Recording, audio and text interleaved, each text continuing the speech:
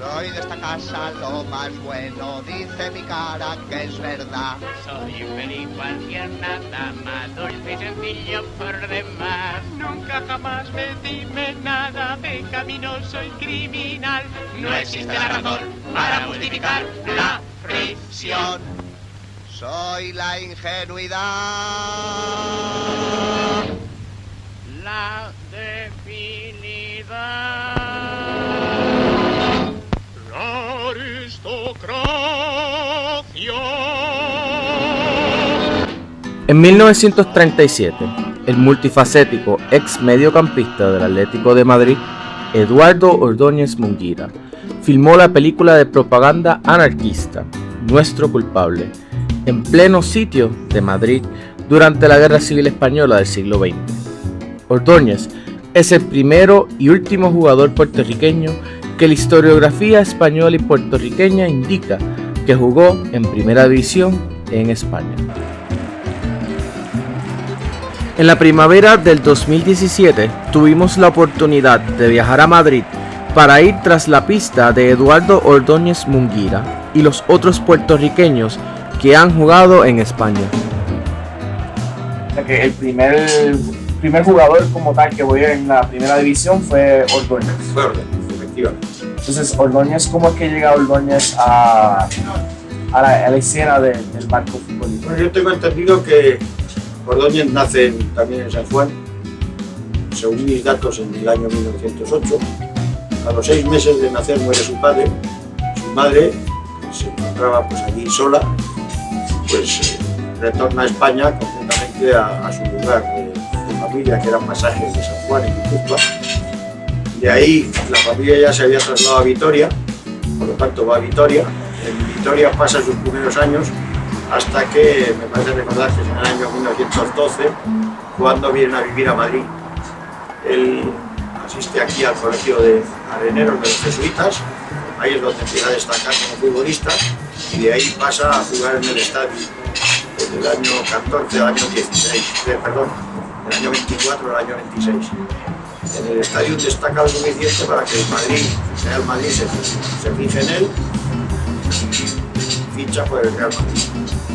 En el Real Madrid juega muy poco, pero como era jugador amateur, pues al terminar esa temporada se marcha al Atleti, donde cree que tiene más posibilidades de jugar, y es verdad. El Atleti juega desde el año 27 hasta el año 31.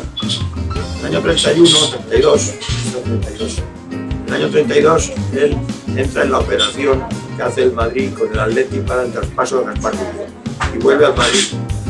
En el Madrid está la temporada 32-33, también juega muy poco, y cansado de eso se vuelve otra vez al Atleti. Es un caso fuera de lo normal, que vaya Que son dos ocasiones. 2 veces de Madrid al Atleti y de Madrid al Atleti. Habiendo leído un poco algunos documentos, algunos apuntes de prensa, es la primera vez que en la historia del fútbol español que ocurre eso, ese caso de que un jugador va del Real Madrid al Atleti 2 veces. Bueno, yo creo que es la única vez que haya un jugador que vaya 2 veces del Madrid al Atleti. Las otras veces ha sido una vez. Ha habido más casos, o del Atleti al Madrid o del Madrid al Atleti una vez, pero 2 veces no. En términos de lo que yo he leído en algunos pautas de prensa, tanto de esa época o modernos, que hablan como que ese fue la primera vez o el primer escándalo que ocurrió en términos de un ¿De cambio. traslado? Para mí no existe ningún escándalo. En aquella época se creó ningún escándalo. Una cosa que pareció normal, o sea, no era lo mismo que Gaspar Rubio pasa del Madrid al Atleti y a cambio Ordóñez pasa del Atleti al Madrid. Era una operación como había sido, o fueron, pues con Chitriana, Luis Olaso, Cosme, hay un montón de jugadores del Atleti que pasaron al Madrid y tampoco mucho más importantes, incluso Ordóñez, porque eran internacionales y no provocaron ningún escándalo. En todo caso, decepción en los seguidores del Atleti de que un jugador suyo se fuera al Madrid, pero escándalo no. ¡Gracias! ¡Lleva la sangre!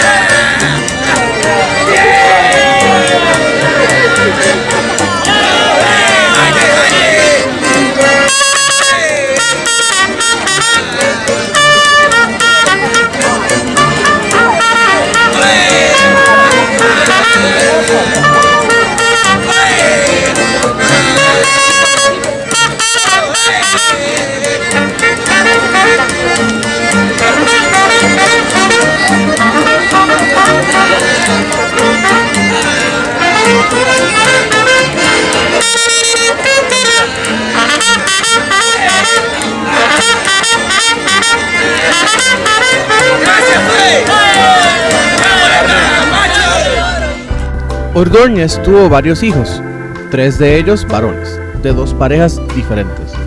El único de los 3 que está vivo, Ricardo Ordóñez, actualmente vive en Fuengirola, un pueblito turístico a las afueras de Málaga.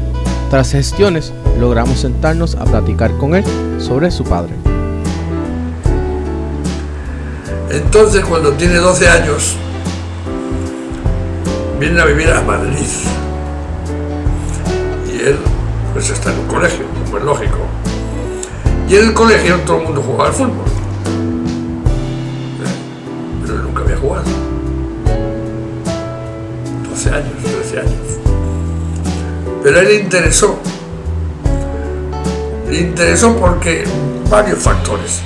Pero uno de ellos era porque los compañeros se reían mucho de él.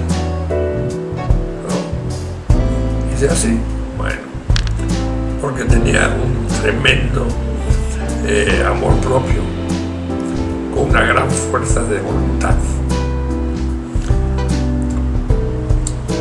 Y él empieza a entrenar solo, que aunque lloviese o nevara, iba a entrenar.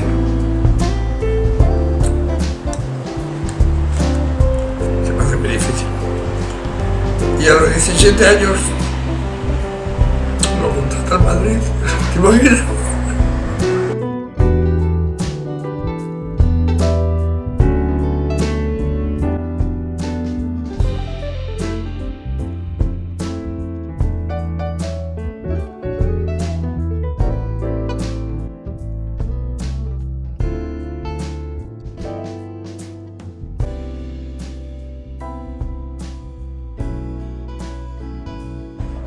¿Por qué es que él se retira del Atlético de Madrid?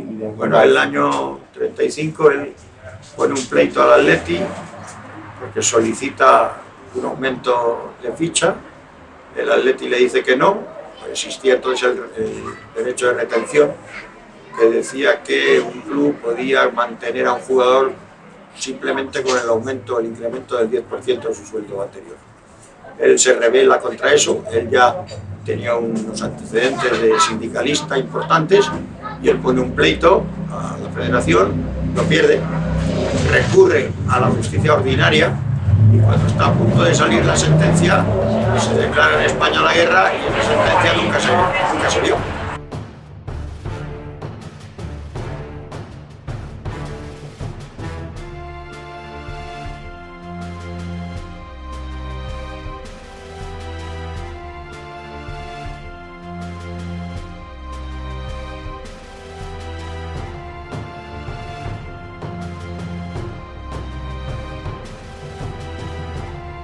La Guerra Civil Española no fue un impedimento para que se dejara de practicar el fútbol. Particularmente la zona nacional fue la primera que impulsó que se resumieran los partidos. Sin embargo, Ordóñez no estuvo en un área que le permitiera continuar su carrera como futbolista. Su labor como abogado, tenor, actor y sindicalista le mantuvieron en Madrid y para el 1936 fue parte de las fuerzas republicanas que defendían la capital frente a las fuerzas nacionalistas del general Francisco Franco. Durante la Guerra Civil él se adscribe, o ya estaba adscrito a la CNT, que era el sindicato anarquista. Incluso llega a hacer una película en la CNT, llega a hacer una película muy divertida, por supuesto de propaganda anarquista, como es lógico. Eso le enfrentó al Partido Comunista, que intentaban por todos los medios cargarse a los anarquistas. Eso le llevó a estar encerrado en una checa comunista y ahí en un momento determinado consigue, no sabemos cómo liberarse, se refugia en un hospital. En el hospital prácticamente es donde le sorprende la entrada de los nacionales en Madrid y él argumenta que ha sido perseguido por los comunistas, por lo cual le creen proclive a los nacionales. Nadie le molesta, nadie le persigue, él se encuentra en la calle casi como un héroe y consigue, a través de un viaje a Marruecos, consigue emigrar a Estados Unidos. En términos de sus aspiraciones políticas, que usted se recuerde, ¿cuáles eran? Él peleó en el lado de Franco, ¿no? Con los nacionales. toda su carrera. Eso es un poquito de contraste, porque si él salió en la película, Sí. Nuestro culpable, que se graba en Madrid durante el sitiado de la ciudad, los que estaban dentro de la ciudad eran de las fuerzas republicanas. Sí, los rojos, como llaman los rojos. Pero no sé las circunstancias. Yo te digo con quién peleó, ¿no? Y quién le representó su lado, de los nacionales. ¿Cómo era la vida de Ordóñez en esos momentos, Bueno, previo a la guerra civil? Entonces, él ya empieza más bien a concentrarse en la ópera, ¿no? Prepararse para ser tenor. Y como en el 36 comienza la guerra, la revolución, entonces ya después ya no juega más. Y se dedica a cantar ópera y a viajar.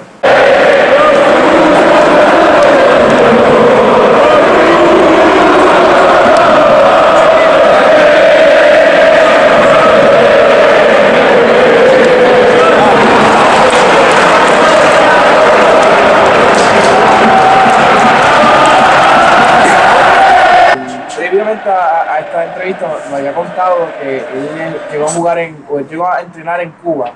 ¿Qué conoce de eso? Yo sé que en el año 52 el Atlético de Madrid hace una gira a Cuba y en un momento determinado de uno de los partidos Ordóñez se presenta en el campo, en el terreno de juego, se acerca al banquillo donde está el entrenador, que era Elenio Herrera precisamente, con los suplentes, y se presenta como Ordóñez. Alguno de la expedición rojiblanca le reconoce o da fe, incluso se termina sentando en el banquillo y asistiendo a ese partido.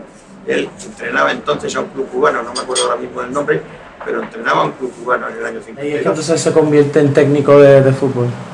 Bueno, eso es una de sus facetas, porque es lo que ahí empieza a ser periodista y escritor y dramaturgo. Pero sí, hubo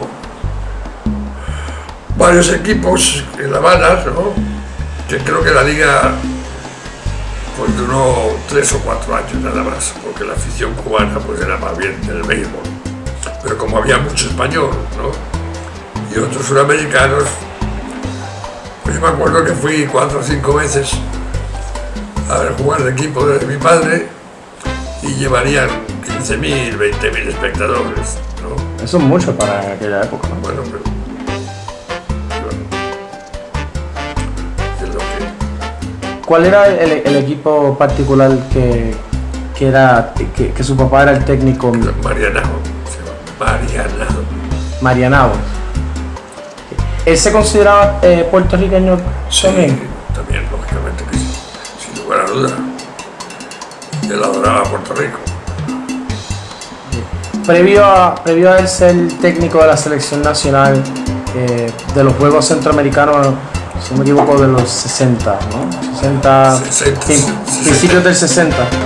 Él llegó a visitar Puerto Rico desde el momento que salió de España hasta ese momento. No, empezó por ahí por el 58, 59, posiblemente 60, que él ya se queda en Puerto Rico, porque anteriormente vivíamos en La Habana, pero ya la Revolución Cubana del 56 Lo fuerza irse. lo fuerza irse.